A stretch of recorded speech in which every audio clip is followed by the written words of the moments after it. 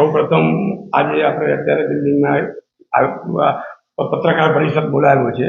આ માતૃ પ્રેરણા બિલ્ડિંગ છે. જે માતૃ પ્રેરણા બિલ્ડિંગમાં અમારા પૂજ્ય પિતાશ્રીના નામનું શ્રી રમણીક રાજા ચેરિટેબલ ટ્રસ્ટની જે અમે પ્રવૃત્તિ કરવાના છીએ એ આ બિલ્ડિંગમાં માતૃ પ્રેરણા બિલ્ડિંગમાં કરવાના છીએ. અને શ્રી રમણીક રાજા ચેરિટેબલ ટ્રસ્ટ નીચે અત્યારે અમે બે પ્રવૃત્તિ જાહેર કરીએ છીએ. એક શ્રી મહાવીર ભોજનાલય અને એક શ્રી મહાવીર સારવાર કેન્દ્ર. શ્રી મહાવીર ભોજનાલય છે એની પ્રવૃત્તિને તમને વિગત આપું તો એવી રીતની છે કે અમે લોકો અહીં કને 2 ટાઈમ સર્વ મનુષ્યને એક 10 રૂપિયા ટોકન ચાર્જ તરીકે ભોજન આપવાના છીએ. જેમાં સવારના બપોરના 12 વાગ્યાથી કરી અને બપોરના 2 વાગ્યા સુધી જેટલા પણ લોકો આવશે એ દરેક લોકોને અમે વ્યવસ્થિત બેસાડી ટેબલ ખુરશી ઉપર અને ભરપેટ પ્યોર જૈન ભોજન જમાડવાના છીએ. અને એ ભોજનશાળાનું અમારું આયોજન એવી રીતનું છે કે ઘણી ભોજનશાળા એવી હોય કે ભાઈ 100 મેમ્બરનું બનાવ્યું છે, એ 100 મેમ્બરનું પૂરું થઈ જાય એટલે ભોજનાલય બંધ કરી દેવામાં આવતો હોય છે. અને એમ કહેવામાં આવતું હોય છે કે હવે અમારી એ ટાર્ગેટ તો પૂરો થઈ ગયો છે. પણ અમે એવું આયોજન કર્યું છે કે બપોરના 12 વાગ્યાથી કરીને 2 વાગ્યા સુધી એટલે 1:30 વાગ્યા સુધી જે કોઈ મેમ્બરો આવશે એ બધાને અમે એન્ટ્રી આપશું. અને જેટલા મેમ્બરો આવશે અમારી કોઈ સંખ્યાની લિમિટેશન નથી. અમે અમારી જે રસોડાની કમિટી બનાવી છે એને પહેલેથી એવી ગાઈડલાઈન આપવામાં આવી છે કે આપણે જેટલા મેમ્બરો આપે એ પ્રમાણે રસોઈ પ્લસ માઇનસ કરતા જ રહેવાનું. પણ કોઈ પણ મેમ્બર આપણા દ્વારેથી આવેલું ભૂખ્યો પાછો ન જ આવવો પડે. એટલે અમારો ટાઈમ છે બપોરના 12 વાગ્યાથી કરીને 2 વાગ્યા સુધી. પણ અમે એન્ટ્રી બપોરના 1:30 વાગ્યા સુધી આપશું. 1:30 વાગે આવેલો માણસ અંદર અડધી કલાક પ્રેમથી જમી શકે. 1:30 વાગે અમારો દ્વાર બંધ થઈ જશે. 1:30 વાગ્યા સુધી જેટલા મેમ્બરો આવશે એ દરેકને અમે અંદર એન્ટ્રી આપશું. અને એનો ચાર્જ અમે 10 રૂપિયા રાખેલો છે. જો 10 રૂપિયા આપી ટોકન લઈને જમવા માંગશે તો પણ જમી શકશે. પણ કોઈ પણ વ્યક્તિ કને ટોકન લેવામાં 10 રૂપિયા નથી તો પણ અમે એને એન્ટ્રી આપશું અને એ સેમ જમાડશું. એનાથી વિશે સાંજના પણ અમે સેમ આયોજન કર્યું છે. 2 ટાઈમનું આયોજન છે. સાંજે 7 વાગ્યાથી કરી અને 8:30 વાગ્યા સુધીનું આયોજન છે. એમાં પણ અમે રાતના 8 વાગ્યામાં દ્વાર બંધ કરી નાખશું. 8 વાગ્યા સુધી જેટલા મેમ્બરો આવશે એમને અમે અંદર બેસાડીને જમાડશું. એમાં પણ અમારે કોઈ લિમિટેશન નથી. 8 વાગ્યા સુધી જેટલા મેમ્બરો આવશે એમને જમાડશું. એમાં પણ 10 રૂપિયા ટોકન અલગથી લેવાના છીએ સાંજનો. અને એમાં પણ જેની ઘરે ટોકન નહીં હોય એને પણ ફ્રી ઓફમાં જમાડશું. અને આ જમણનું અમે આયોજન એવું કરીએ છીએ કે અમારા ત્યાં કોઈ ગેસ્ટ આવશે અને જરૂર પડશે તો અમે ગેસ્ટને પણ સાથે જમાડશું એ જ જમણમાંથી. અને અમારા પરિવારનો મેમ્બર પણ એ જ ટેબલ ખુરશી ઉપર બેસીને ભેગો જમશે. એટલો શુદ્ધ અને સ્વાસ્થિક અમે આ બનાવવા જઈ રહ્યા છીએ. કોઈ પણ વીઆઈપી કે અમારા પરિવારમાંથી કોઈ અલગ આયોજન નહીં હોય જમણવારનું. જે મનુષ્ય દરેક માન્ય મનુષ્ય અમારા માટે સર્વસ્વ શ્રેષ્ઠ છે.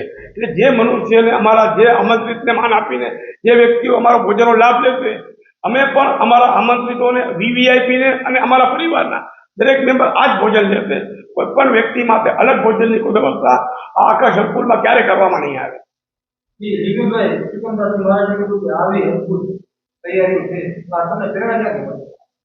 આ પ્રેરણા એટલા માટે મળી છે કે અમારો એકચ્યુઅલી બાપ દાદાનો કાપડનો બિઝનેસ હતો.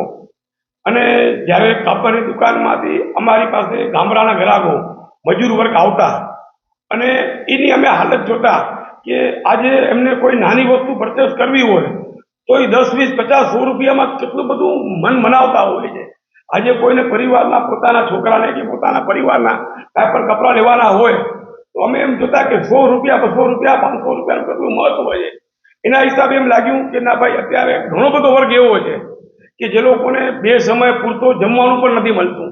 એના સિવાય પછી અમે ભૂકંપ પછી 2003માં કપડ લાઇનમાંથી જમીન લાઇનમાં આવ્યા. જમીન લાઇનમાં અમે ડેવલપર્સ મહાવીર ડેવલપર્સ કરીને કંપનીની સ્થાપના કરી. અને જ્યારે અમે કંપનીની સ્થાપના કરી ત્યારે અમારા કોન્ટ્રાક્ટમાં મજૂર લોકો આવ્યા ત્યારે ઓચિંતો મજૂર દોડતો આવે સીધા 500 રૂપિયા આપજો તો. એટલે આપણે કહીએ ભાઈ શું થયું તો તમારો છોકરો પડી ગયો છે કે મિસ્ત્રીનો તાવ આવી ગયો છે. એટલે એની ઘરે 500 રૂપિયા ન હોય એ અમારી પાસે ઉપાડ પેટે 500 રૂપિયા લઈ જાય અને એની સારવાર કરાવે. હવે અમે ઉપાડ પેટે આપીએ તો સ્વાભાવિક છે કે અમે બિલ્ડર છીએ તો અમે એના પગારમાંથી 500 રૂપિયા કાપી લેતા હોઈએ છીએ. તો અમને એવું લાગ્યું કે આવા લોકોને પગારમાંથી 500 રૂપિયા કાપીએ છીએ ગમતું નથી, પણ પરિવારની સેવા કરવી પડે છે એટલે ઉપાડ પણ કરવો પડે છે. તો આપણે એવું આયોજન શું કરીએ કે એને ઉપાડે ન કરવો પડે, એના પગારમાંથી ન કપાય, પગારમાંથી રૂપિયા પણ ન કપાય અને એના પરિવારના મેમ્બરની સારવાર થાય. તો એના માટે અમે આવું બધું ઘણું બધું મનોમંથન કરતા મને એક વિચાર આવ્યા, મારા બાપુજીના નામની એક યાદગાર કાંઈક બનાવી આપણે. મારા બાપુજીને તમને હું રૂપરેખા આપું તો મારા પૂજ્ય પિતાશ્રીનું નામ શ્રી રમણીકલાલ લક્ષ્મીચંદ દોશી હતું, પણ એમનો દિલ એ સમય ભૂકંપ પહેલાની વાત કરું છું, એ 99માં એક્સપાયર થઈ ગયા છે, પણ એ સમય એમનો દિલ રાજા હતો. એટલે એમને અમારા સમાજમાં અને અમારી આસપાસના એરિયામાં એક રમણીક રાજા તરીકેનો બિરુદ આપવામાં આવ્યું હતું. ત્યારે એ દિલના રાજા હતા. એટલે અમે એવું વિચાર્યું કે ભાઈ સમયની વાત છે, જ્યારે પપ્પા દિલના રાજા તો હતા, અત્યારે કુદરતે આપણી ઉપર અહેમ કર્યો છે, ખૂબ અત્યારે આપણા ઉપર વરસી રહી છે. અત્યારે આપણે રૂપિયાકીય આર્થિક લેવલ પર રાજા બની ગયા છીએ. તો જે પબ્લિકે આપણા પૂજ્ય પિતાશ્રીને રમણીક રાજાનું નામ આપ્યું હતું, તો એ રમણીક રાજાનું નામ આપણે સાર્થક કેવી રીતે કરીએ? રાજા એટલે શું? તો કે રાજા આખા રાજ્યની ધ્યાન રાખે, એને રાજા કહેવાય. તો એ રાજાનું નામ અમે સાર્થક કરવા માટે અમે એવું વિચાર્યું છે, અમે બંને ભાઈઓએ, કે પપ્પાના રાજ્યમાં કોઈ વ્યક્તિ ભૂખ્યો ન રહેવો ખપે, કોઈ વ્યક્તિ અન્નથી ભૂખ્યો ન રહી જાય. અમારા પૂજ્ય પિતાશ્રીના રાજ્યમાં કોઈ વ્યક્તિ રૂપિયાના કારણે બીમારથી વંચિત ન રહી જાય. એટલે અમે લોકો અમારા પૂજ્ય પિતાશ્રીના નામને શ્રી રમણીકભાઈ લક્ષ્મીચંદ દોશી નામ હતો, એમાં રમણીકલાલની આગળ શ્રી ઉમેરી દીધો અને પાછળ ચેરિટેબલ ટ્રસ્ટ કરી નાખ્યો, શ્રી રમણીક રાજા ચેરિટેબલ ટ્રસ્ટ. જે પૂજ્ય પિતાશ્રીનું નામ આખી જિંદગી પર અમર થઈ જાય અને જે લોકો પૂજ્ય પિતાશ્રી રમણીકભાઈને ભૂલી ગયા છે એ પાછા રમણીકભાઈને યાદ કરતા થાય. એટલે અમે શ્રી રમણીક રાજા ચેરિટેબલ ટ્રસ્ટ નામની એક સ્થાપના કરી છે. આ પ્રેરણા અમને આપી અમારા માતૃશ્રીએ. એટલે ત્યારબાદ અમે પ્લોટ પરચેસ કર્યો. પ્લોટમાં અત્યારે 600 ચોરસ વાળનો પ્લોટ છે, જે 5400 સ્ક્વેર ફીટ થાય. એમાં 14,000 ફૂટનું બાંધકામ કર્યું છે. આ 14,000 બાંધકામમાં અમે નીચે ગ્રાઉન્ડ ફ્લોરમાં શ્રી મહાવીર ભોજનાલય બનાવી છે, ફર્સ્ટ ફ્લોરમાં શ્રી મહાવીર સારવાર કેન્દ્ર બનાવી છે. મહાવીર ભોજનાલયની મેં તમને માહિતી આપી, હવે મહાવીર સારવાર કેન્દ્રની માહિતી આપું તો અમે અહીં કને એક MBBS ડોક્ટર અત્યારે નિમણૂક કર્યા છે, એના સિવાય અન્ય સ્ટાફો નિમણૂક કરી ચૂક્યા છીએ. આમાં અમારી પાસે કોઈ પણ વ્યક્તિ 10 રૂપિયા ટોકન ચાર્જ આપી અને પોતાનું નામ લખાવશે, સ્ટેપ બાય સ્ટેપ બધાના નંબર આપશે. ડોક્ટર એને પૂરતો સમય આપી અને એને જે પ્રોબ્લેમ થશે, જે દર્દ હશે એનું પ્રોપર નિદાન કરશે. નિદાન કર્યા પછી ડોક્ટર એક પ્રિસ્ક્રિપ્શનમાં એને મેડિકલ લખી દેશે. મેડિકલ લખ્યા પછી ક્યાં એનું જણાવશે કે આને ડ્રેસિંગ કરવા જેવી છે તો ડ્રેસિંગની ગાઈડલાઈન આપશે, ક્યાં ઇન્જેક્શન લખાવવાની જરૂર હશે તો ઇન્જેક્શનની ગાઈડલાઈન આપશે, અને કોઈને બોટલ ચડાવવાની જરૂર હશે તો બોટલ ચડાવવાની ગાઈડલાઈન આપશે. આ બધી સર્વિસ અમારે ત્યાં અમારા કમ્પાઉન્ડમાં બારે મળશે. મેડિકલ લખી આપશે તો મેડિકલ સ્ટોરમાંથી, અમારો મેડિકલ સ્ટોર છે પણ ચાર્જેબલ નથી, ફ્રી ઓફ ચાર્જ છે. જે ડોક્ટર એને મેડિકલ લખી આપશે એને અમારો મેડિકલ સ્ટોરમાંથી ફ્રી ઓફ ચાર્જમાં મેડિકલ મળશે. કોઈને ડ્રેસિંગ કરવાનું હશે તો અમારે ત્યાં ડ્રેસિંગ રૂમ પણ છે, ડોક્ટરની ગાઈડલાઈન મુજબ એને ડ્રેસિંગ કરી આપવામાં આવશે. એનો પર કોઈ એક્સ્ટ્રા ચાર્જ લેવામાં નહીં આવે.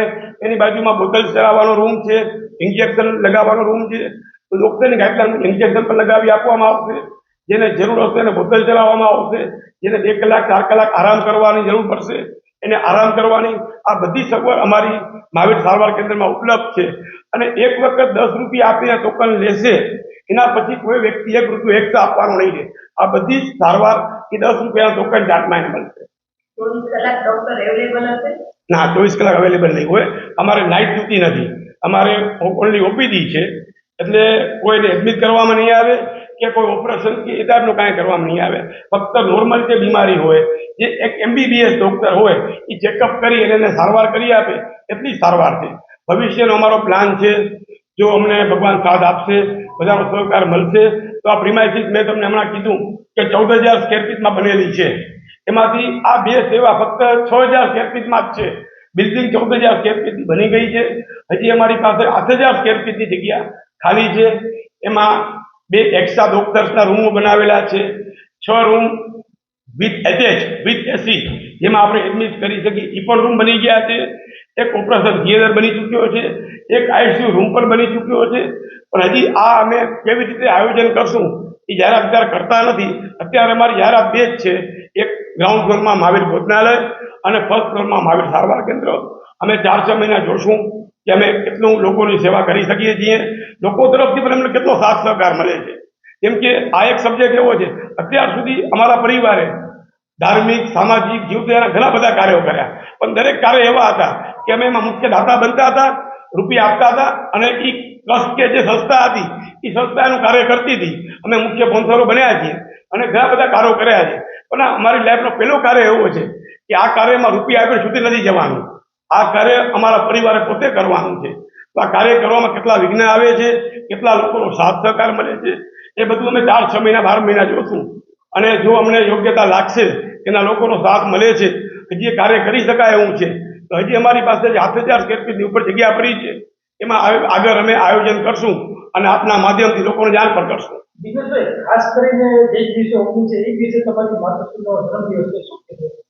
હા, એ બહુ એક સબ્જેક્ટ એવો છે કે કદાચ આપણે ધ્યાન હશે કે 27/6/2022 ના આપણે આ બિલ્ડિંગમાં અત્યારે જે બેઠા છીએ એ બિલ્ડિંગનું ભૂમિપૂજન કર્યું હતું અને 27/6/22 એટલે ચોઈસ કરી છે કે એ દિવસે મારા માતૃશ્રીનો જન્મદિવસ હતો. તો 27/6/22 અમે માતૃપેરા બિલ્ડિંગનું ભૂમિપૂજન કર્યું હતું આ જગ્યા ઉપર અને રાધે રિસોર્ટમાં માતૃશ્રીનો ધામધૂમથી જન્મદિવસ ઉજવ્યો હતો.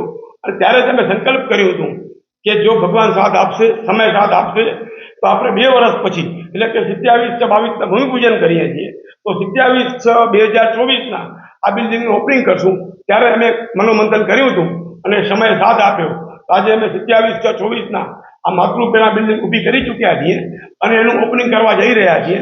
અને એ દિવસે અમારા માતૃશ્રીનો જન્મદિવસ છે એટલે અમે જન્મદિવસનો પણ એક અલગથી કાર્યક્રમ આંબેડકર ભવન મધ્યે રાખેલો છે. દિનેશભાઈ, ખાસ કરીને બીજા કોઈ પાસેથી ડોનેશન લેવામાં આવશે કે અત્યાર સુધી આજે અમે બિલ્ડિંગ બનાવી છે, આ બિલ્ડિંગમાં અમારા પરિવાર સિવાય અમે કોઈ પણ પાસે 1 રૂપિયો લીધો નથી. હજી જ્યાં સુધી આ બિલ્ડિંગ આ 2 સેવાકીય પ્રવૃત્તિ ચાલુ છે ત્યાં સુધી અમારે કોઈ પણ પાસે 1 રૂપિયો લેવાની ભાવના નથી. જો આગળ અમે મોટી પ્રવૃત્તિ કરશું અને કોઈ એવો સમય દેખાશે ત્યારે વિચારશું, પણ અત્યારે આ બિલ્ડિંગ આખી ઊભી કરી છે એમાં અમારા પરિવારના કમ્પ્લેટ છે રૂપીસ. અને આવનારા સમયમાં જ્યાં સુધી આ 2 સેવા ચાલુ રાખી છે ત્યાં સુધી એનું મેનેજમેન્ટ પણ અમારો પરિવાર જ કરશે. અમે બધાને એટલી જ વિનંતી કરશું કે આવો અને અમને સાથ સહકાર આપો અમારા કાર્યમાં. ચલો પ્રશ્ન દિનેશભાઈ, આ જે ઓપનિંગ છે એ જાહેર આમંત્રણ છે કે ના, એ આ ઓપનિંગનો જે આમંત્રણ છે એમાં 2 પ્રકાર છે. અમે લોકોએ 27/6/2024 માતૃપેરાના બિલ્ડિંગ નિમિત્તે અમુક લોકોને ઇન્વાઇટ કરેલા છે. આ કોઈ જાહેર આમંત્રણ નથી, પણ 1/7/2024 આ બિલ્ડિંગ જે ખુલ્લી મૂકી રહ્યા છીએ એ જાહેર જનતા માટે ખુલ્લી મૂકી રહ્યા છીએ. અમે અમારી દરેક જગ્યાએ આમંત્રણ કાર્ડમાં જેટલા બેનર્સો લગાવેલા છે બધામાં કીધું છે કે 27/6/24 કોઈ જાહેર આમંત્રણ નથી, ફક્ત અમારા આમંત્રિત મહેમાનો પૂરતો જ છે. પણ 1/7/2024 આ બિલ્ડિંગ અમે ખુલ્લી મૂકી રહ્યા છીએ ત્યારે આમ જનતા માટે ખુલ્લી મૂકી રહ્યા છીએ.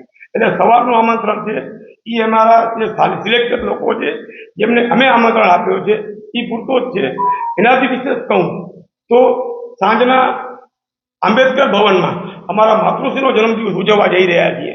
એના પણ અમે આમંત્રણ અલગ લોકોને આપેલા છે. સવારના જે લોકોને આમંત્રણ છે એ બધા જ લોકોને સાંજનું આમંત્રણ પણ નથી. અહીંયા આગળ સવારે આમંત્રણો ઘણા બધા લોકોને આપેલા છે. સાંજનો જે અમારો ફંક્શન છે એ પારિવારિક ફંક્શન છે, તો અમે સિલેક્ટેડ લોકોને આમંત્રણ આપેલા છે જેમના વોટ્સએપમાં અમારા પરિવાર દ્વારા જેમને આમંત્રણ પહોંચ્યું છે એમના પૂરતો જ પ્રોગ્રામ છે. જેમને સિંગલ પ્રોગ્રામનું આમંત્રણ છે એમને ફક્ત સવારે હાજરી આપવાની છે. જેમને ડબલ પ્રોગ્રામનું આમંત્રણ છે એમને સાંજે પણ હાજરી આપવાની છે.